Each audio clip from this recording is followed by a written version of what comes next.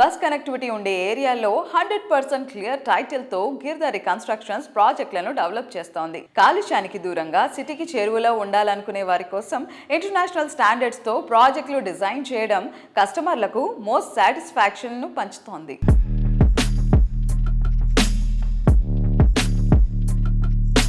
Hello sir. నమస్కారం.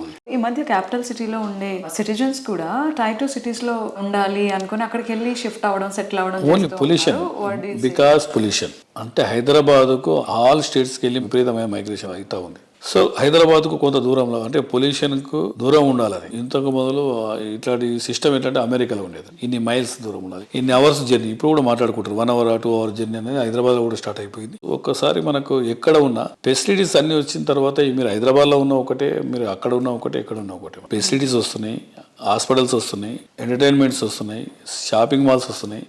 So మనిషికి ఇంకా ఏం కావాలి? అక్కడ నుంచి వర్క్ చేసుకుంటారు, వర్క్ ఫ్రమ్ హోమ్ కూడా చేసుకోగలుగుతారు. దాంతోపాటు తల్లిదండ్రుల దగ్గర కూడా ఉంటున్నారు, ఒక కనెక్షన్. ఇంతకు మొదలు ఏంటంటే తల్లిదండ్రులు విలేజ్లలో ఉండేది, తల్లిదండ్రులు దూరంగా బతుకుతుండ్రి అంటే ఇవన్నీ ఫెసిలిటీస్ ఉండకపోతుండే. ఇప్పుడు ప్రతి ఒక్కటి కూడా మనకు ఫెసిలిటీ వచ్చిన తర్వాత వాళ్ళకి దగ్గరలో ఉంటున్నాం కాబట్టి ఉమ్మడి కుటుంబం లేక వాళ్ళు హ్యాపీ, వీళ్ళు హ్యాపీ ఉంటున్నారు కాబట్టి చాలా మంది ఆల్మోస్ట్ మీరు అబ్జర్వ్ చేస్తుంటే మీరు రేషియో కూడా చాలా తగ్గిపోయింది. బయట కంట్రీలో పోవడం కానీ ఇండియాలో వర్క్ చేసుకోగలుగుతారు, తల్లిదండ్రుల దగ్గర ఉంటున్నారు. సో బాగానే ఉందని అనుకుంటున్నాను. ఫ్యూచర్ లో ఆ ఏరియాలో ఆ లొకేషన్ యొక్క ప్రైసింగ్, అప్రిసియేషన్ వాల్యూ బంగారం లాగా ఉంటది అనిపించేది ముందే ప్రెడిక్ట్. బంగారం కొద్దిగా ఎక్కువ అండి, బంగారం కంటే ఎక్కువ 200% రేషియో ప్రకారం చూసుకుంటే. మీకు చిన్న ఎగ్జాంపుల్, శంకర్పల్లి నియర్ బై మా విలేజ్ 2000లో నేను ఉన్న ల్యాండ్ ప్రైస్ వచ్చేసి 5,000 for acre. Now 2 crores. Gold వచ్చేసి 2000లో 4,900 ఫర్ తులా 10 grams. But today gold 1.5 lakhs. 2 crores ఎక్కడ 1.5 lakhs. ఏ రేషియోలో పెరిగింది అనేది ప్రాక్టికల్ ఎక్స్పీరియన్స్ ఏంటంటే డెఫినెట్గా గోల్డ్ మీద 200 times ల్యాండ్ బెటరు.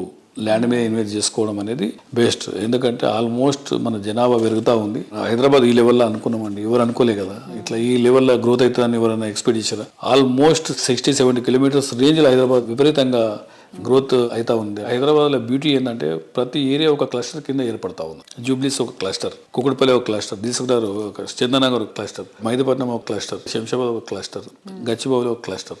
ఏ ఏరియా పీపుల్ ఆ ఏరియాలో హాస్పిటల్స్ కానివ్వండి అండ్ ఎంటర్టైన్మెంట్ కానివ్వండి, డెఫినెట్గా ప్రతి ఒక్క ఏరియాకి షాపింగ్ మాల్స్ ఎవ్రీథింగ్ ఆ ఏరియాలో ఉంటున్నాయి. కాబట్టి ప్రతి ఒక్కరు ఆ ఏరియాకి వెళ్ళి ఇంకో ఏరియా ట్రావెల్ చేసే పరిస్థితి లేకుండా పోయింది. హైదరాబాద్ ఆ లెవెల్లో అంత బ్యూటిఫుల్ డెవలప్ అవుతా ఉన్నది. దాంతోపాటు మనకు outer ring road and 3R విపరీతమైన ల్యాండ్ స్కోప్ ఉన్నది. కాబట్టి నెక్స్ట్ 100% ఇండియాలోనే #1 సిటీ హైదరాబాద్ కాబోతా ఉన్నది. డెఫినెట్గా హైదరాబాద్ అనేది ఒక రేంజ్లో మనం చూడబోతా ఉన్నాం.